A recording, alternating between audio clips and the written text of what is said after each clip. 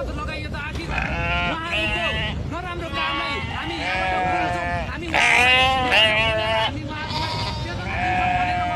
त्यो डरले रोक्न खोजियो कदापि हामीलाई कदापि स्वीकार्य छैन